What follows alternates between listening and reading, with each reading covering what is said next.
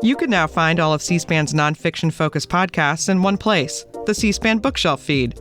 Follow now, and you'll get all of C-SPAN's podcasts that are nonfiction book-related every week. I'm Shannon. And I'm Rachel. And as part of the podcast team here at C-SPAN, we wanted to make it easy for our nonfiction book lovers to access all of our offerings in one place. Hear from authors like Kadada Williams on her book, I Saw Death Coming, Joan Biskupic and her latest, 9 Black Robes, or Neil King, who shared his walking journey from D.C. to New York City in his book, American Ramble.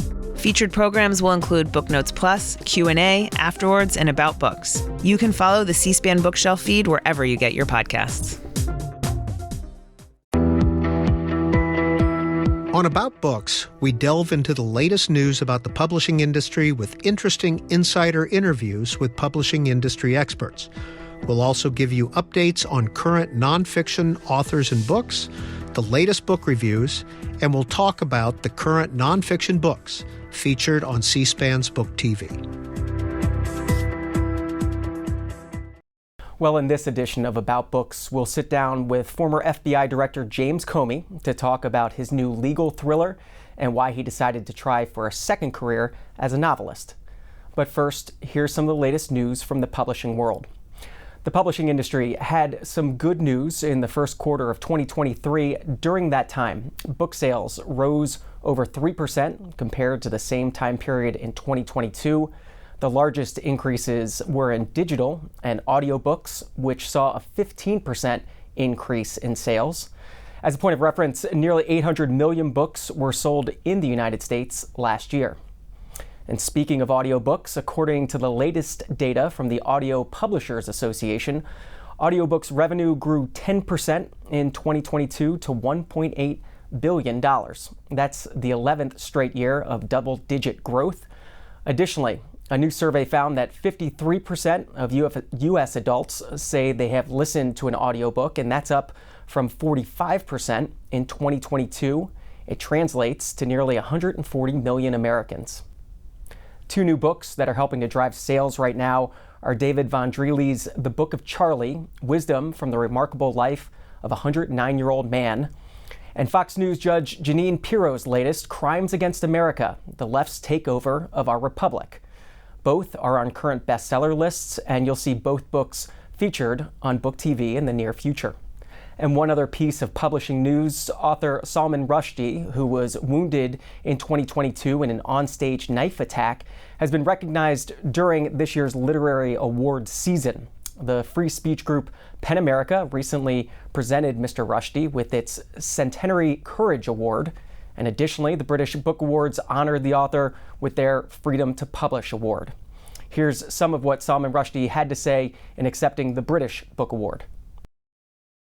The freedom to publish, of course, is also the freedom to read and the freedom to write, the ability to write what you want, to be able to choose what you want to read and not have it decided for you externally, and the freedom to publish books that ought to be published, that need to be published, and sometimes are difficult to publish because of pressure from this or that group.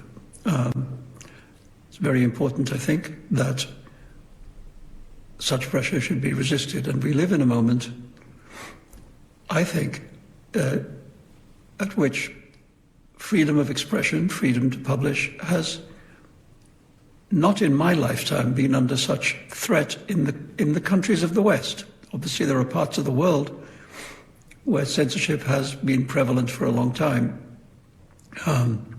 Quite a lot of the world, Russia, China, in some ways India as well. But in the countries of the West, until recently, there was a fair measure of freedom in the area of publishing. Now, I mean, sitting here in the United States, I have to look at the extraordinary attack on libraries and books for children in schools, the attack on the idea of libraries themselves. It's quite remarkably alarming And we need to be very aware of it and to fight against it very hard. I have to say it's also been alarming to see publishers looking to, how shall I put this, Bowdlerize the work of such people as Roald Dahl and Ian Fleming. I have to say the idea that James Bond could be made politically correct is almost comical. I think that has to be resisted. Books have to come to us from their time and be of their time. And if that's difficult to take, don't read it. Read another book. But don't try and remake yesterday's work in the light of today's attitudes. I know that room where you all are is full of people who are deeply committed to the principles of freedom of publishing. And I'm proud to receive this award. I think I receive it on behalf of everybody fighting that fight. And now we turn our focus to a first-time novelist. Former FBI Director James Comey had previously written 2 nonfiction books about his career and the state of the U.S. justice system, but he's turned his writing focus now to legal thrillers. Book TV's Peter Slen recently sat down with James Comey to talk about his novel, Central Park West. So, James Comey, why a novel and why now? Why now? First, because I was nudged over time by a former editor of a nonfiction work to try it, and I resisted and resisted. But the farther I got from government service, the easier it became to think about crime and terrorism and espionage. And so I decided to give it a shot and found it addictive and harder than nonfiction, but a lot more fun. Where did the storylines come from? My amazing spouse. My wife has great story vision. And she throws stuff at the wall, as she says, over coffee in the morning. And she pitched this particular story, and it sounded great to me. And then we fleshed it out, and I set out to write it. So how much of this can we take is based on your experience at the Southern District and as FBI Director? A lot is based on the Southern District. It's not primarily based on FBI, my time at FBI, although it's informed by my knowledge of how the FBI works in investigations. But it's mostly inspired by my time as a mob prosecutor in New York, but also brought to the current day by the fact that when I was writing this, my daughter was the chief of the violent and organized crime unit in the Southern District of New York and trying a very prominent case in the same courtroom that I tried mobsters. And so this strange crossover in my life happened, and it made it nostalgic, but also current to talk about what goes on there. So James Comey, when we see the character in the book, Central Park West, Nora Carlton, are we looking at your daughter?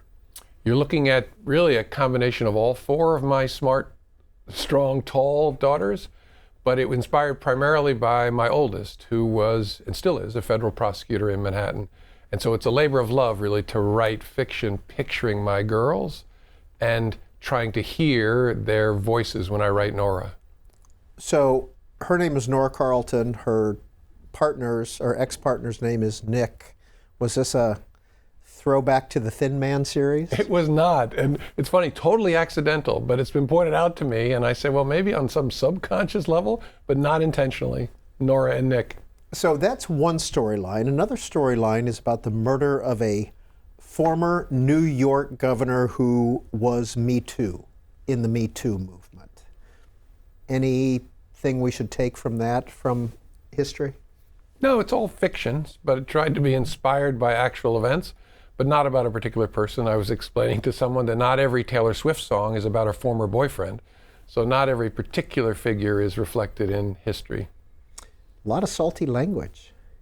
There's a lot of salty language in law enforcement. Yeah, it's part of the culture of law enforcement, and obviously this is about the mob too. There's a fair amount of cursing in Cosa Nostra. So when we get into the courtroom scenes, a lot drawn on your experience there? Yes. In fact, some of it is drawn from actual trial transcripts of cases that I did. I had a witness who, when he was one of the world's great art thieves, when he walked into the courtroom to testify against mobsters, one of them mouthed, "You're dead." And I didn't see the mobster mouth it, but I saw my witness change. And so I went back and got the transcript of what happened after that to try and get it exactly right.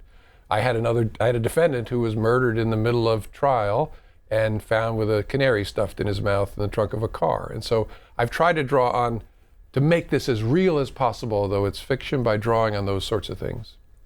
Given your experience in law enforcement, would anything surprise you today?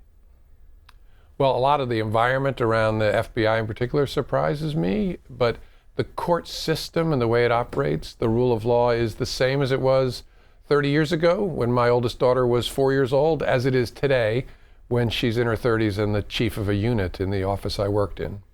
Who's going to buy this book? I don't know. I hope a lot of people, because I want to do this for a job. I mean, it's fine to work at a law firm or some other place, but I'd rather do this, which surprised me.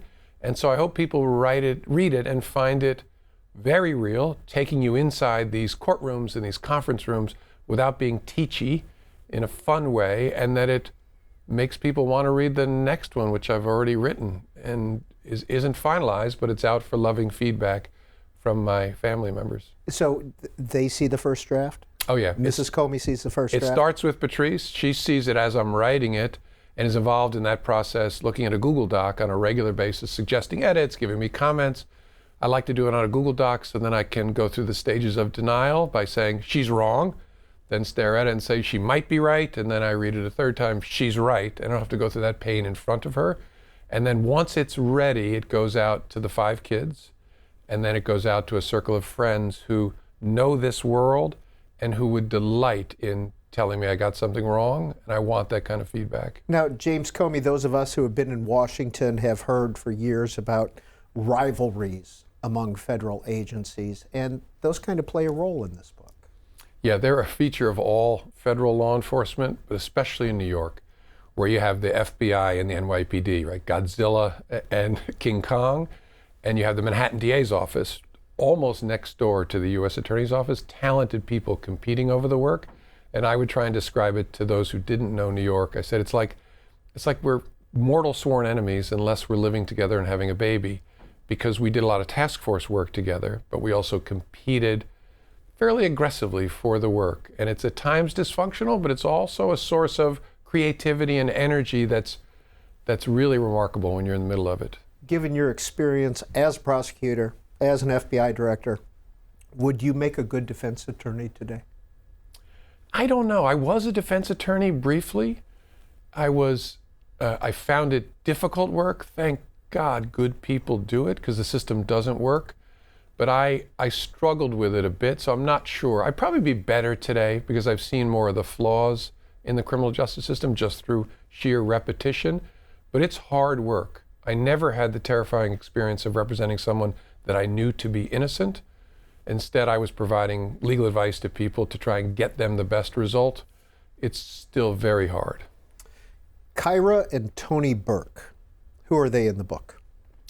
Well, she is the estranged spouse of the former governor, who is, as you said, was disgraced and is out of office, living in a penthouse along Central Park West. And I'm not giving anything away to say in the very first pages of the book, he's murdered, and suspicion falls on her.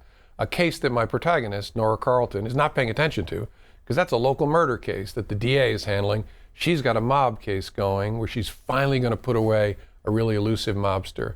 But the story is about those two cases slamming together and taking Nora and her investigator partner, Benny Dugan, on quite a journey. Now, Nora Carlton, Assistant U.S. Attorney. Early on in the book as well, the U.S. Attorney is described as basically an idiot. Is that a typical attitude toward your higher level bosses in federal law enforcement? No. There are a lot of idiots in all leadership roles, but in the main I worked for really good people, but I was trying to capture maybe some of the weaknesses that I had seen in U.S. attorneys. Obviously when I was U.S. attorney I had no weaknesses whatsoever, but it's all people are complex, and I tried to capture that with him, because as you read on you'll see complexity with him as well. What about politicians? Do they figure in Central Park West? Sure. There are some evil people in Central Park West who have chosen public service through political office, and I try to paint a picture of them. I'm a little bit of a cynic about politicians. I don't mean to badmouth them on C-SPAN, but I tried to use them as sort of character foils here a little bit. Why was it important to you in this book to describe what the FBI or the Southern District building looked like, what the streets were like, what the courtrooms looked like? Because I want to take the reader into them and have the reader feel what it's really like in those places, what it feels like to walk up those steps, what the intimidating architecture does to a room in which you're trying to achieve justice. And I could close my eyes and feel and see those places. And so I wanted the reader to do it as well. Then, of course, even though I know these places so well, I went and made sure I wasn't missing anything. I counted steps. I wanted to make sure I had it right. One of the feedback from my editor at the publisher was, you have a little too much. This is an architectural digest. And so he whacked a number of my, to use a mob term, he whacked a number of my descriptions of buildings. I hope it's enough to bring readers in without overwhelming them. James Comey, the media also plays a role. And one of the things that the media does is they happen to know about an arrest of somebody and they show up and they're waiting. How does the district attorney use the media to their advantage? Well, everyone in law enforcement in general should use the media because you're in the public service, public interest business, and the way you communicate what you're doing and why it matters to the public is through the media. But there's an especially close, in my experience, relationship between law enforcement and the media in New York. I think it's a function of a number of things, including that there's enormous law enforcement organizations with lots of people that media members might be able to speak to, and the media is enormous and concentrated in New York. And so there are long-standing source relationships that used to frustrate me when I was U.S. Attorney and when I was the director of the FBI, because stuff would get out in New York in a way it wouldn't elsewhere.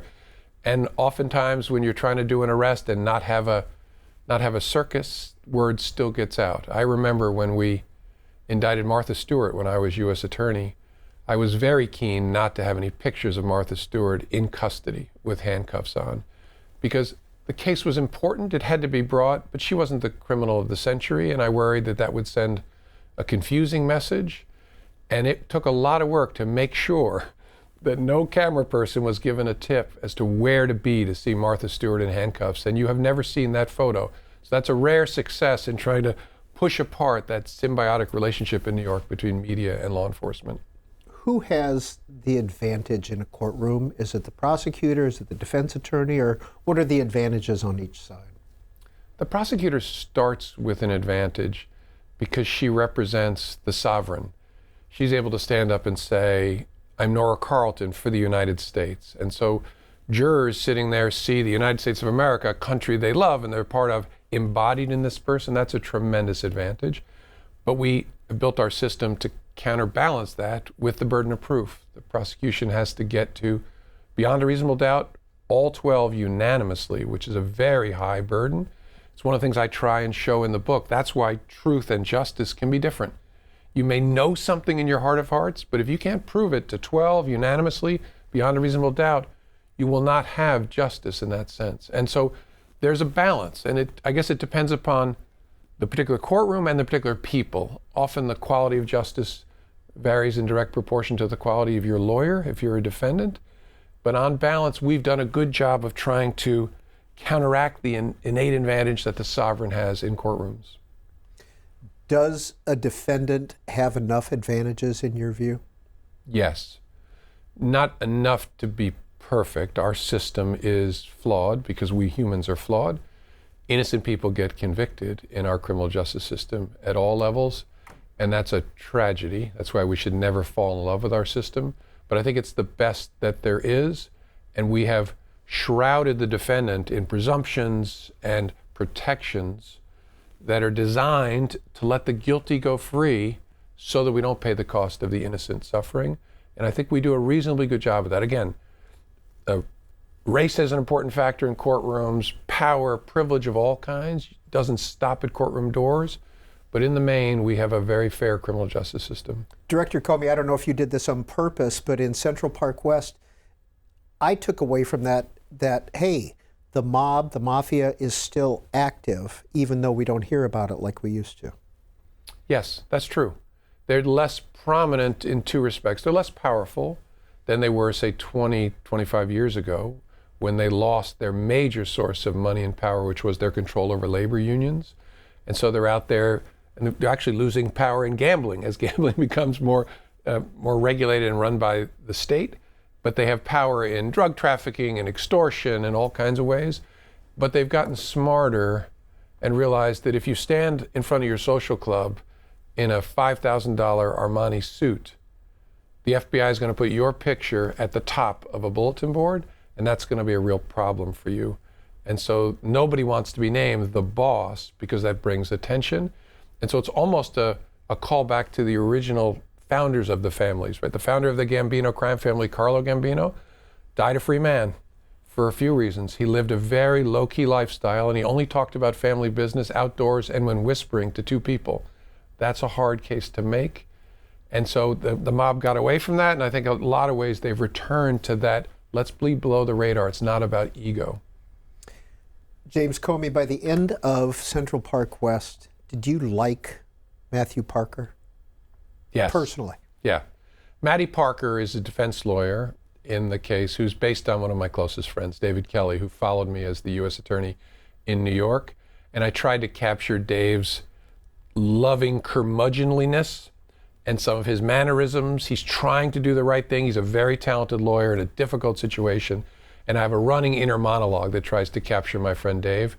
And so, yes, I began loving Matty Parker because I love Dave. And his wife tells me, you nailed it. You absolutely got it. What about your wife, Patrice? Is there a character that reflects her at all? No, but the themes that are in this book are hers. I mean, I tried to really highlight the importance of family. We show in this book an arrangement that's fairly common between couples that aren't married when they have a child that I learned about from Patrice, who's trained as a marriage and family therapist. They nest, and so the young daughter stays with the mom, and the couple alternates on weeks staying at the mom's house. They nest. And she suggested putting that in. I thought, what a cool idea to show the family can be non-traditional, but also really good for kids. There's a lot of that in there. So people who know my wife will feel her presence in there, but there's not a character that she's allowed me to base on her.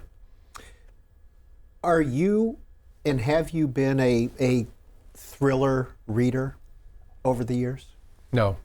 I tried, but I found it, I can remember reading Thoreau's book, Presumed Innocent, in '87, just as I was about to become an assistant U.S. attorney. And I was lit on fire by the book. I thought, this is so cool. This is what I want to be, what I want to do. And then when it became my life, I really struggled to watch TV about crime or terrorism or espionage or read about it. And the reason is obvious, right? It was filling my days. So I'm not going to go home and sit in a lawn chair on vacation and read about the things that are dominating my life.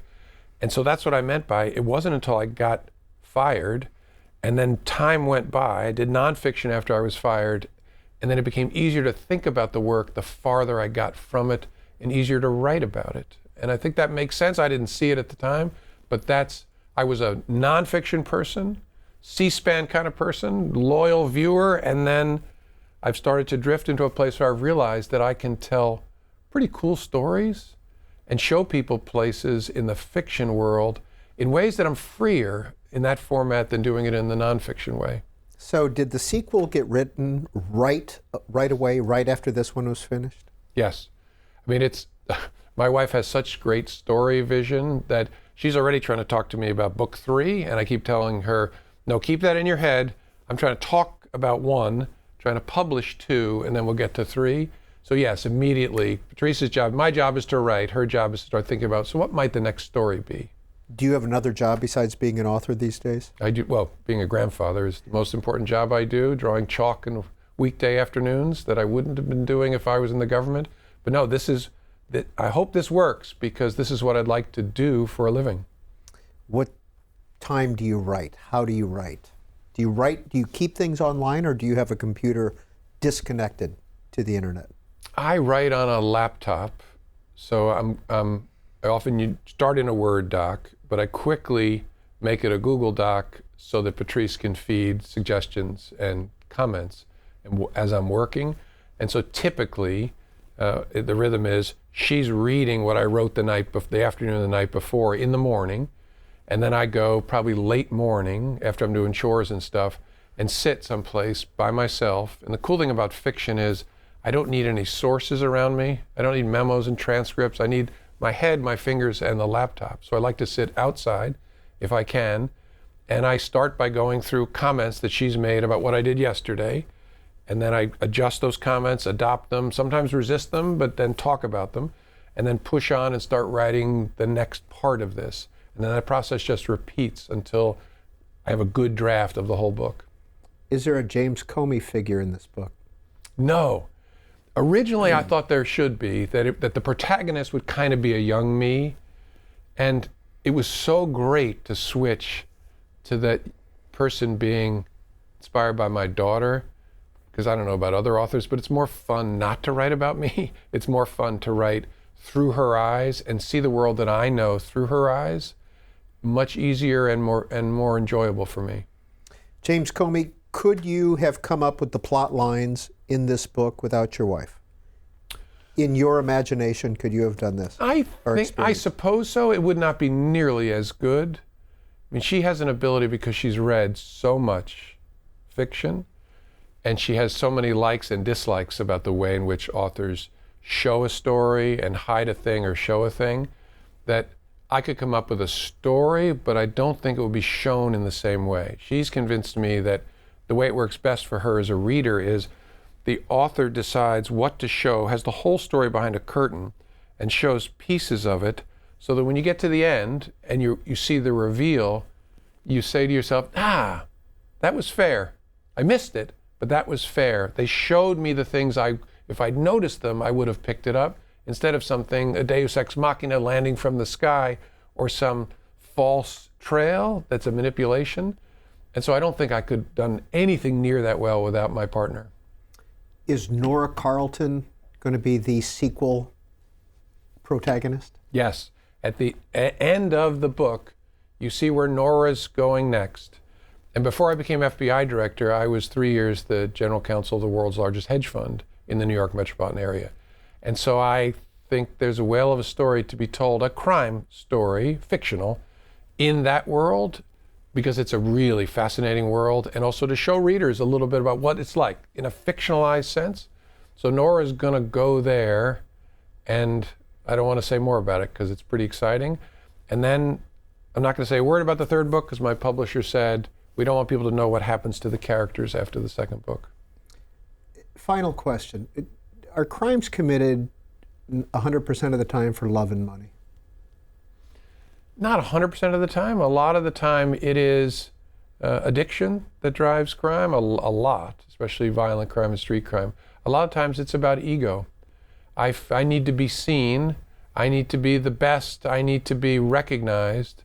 And so I will, even though I have tons of money, of corporate executive, I need the prominence that comes from being the number one on a particular list. So I have to manipulate my stock or things like that. So I'd say love, money, ego, and substance abuse. This is a really depressing way to end it.